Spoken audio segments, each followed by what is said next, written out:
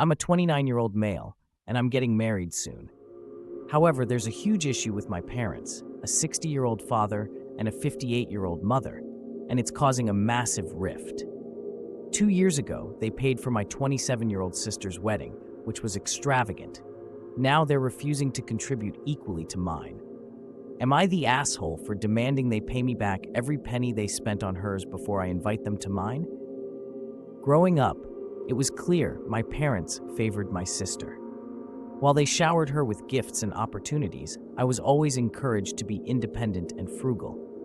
I didn't mind initially, thinking it was just different parenting styles. But then came her wedding.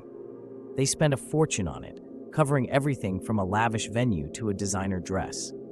Meanwhile, I've been budgeting for my wedding, expecting some help, but getting none. The realization of the disparity hit me during a casual chat with my 30-year-old cousin.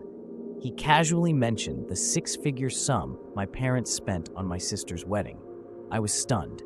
I had known it was expensive, but never imagined it reached that level. After that conversation, I started digging, gathering every piece of information I could find about the costs. Armed with a spreadsheet, I confronted my parents. I laid out every expense I had uncovered and demanded they repay the same amount if they wanted to attend my wedding. I thought it was fair, considering the blatant favoritism they had shown. My mother gasped, and my father just shook his head in disbelief.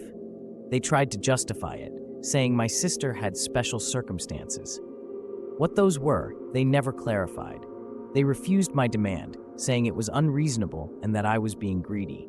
This refusal escalated into a full-blown family standoff. I told them they wouldn't be welcome at my wedding unless they agreed to my terms.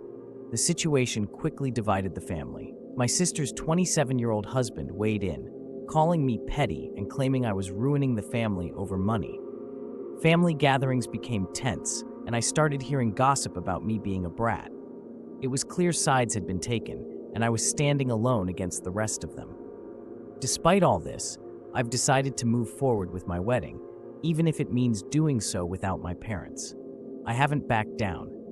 The wedding plans are continuing, and I've told my parents that the invitation stands only if they agree to repay me. So am I the asshole here? Should I just let this go and invite them, or is it fair to demand equal treatment? I'm turning to you all for judgment.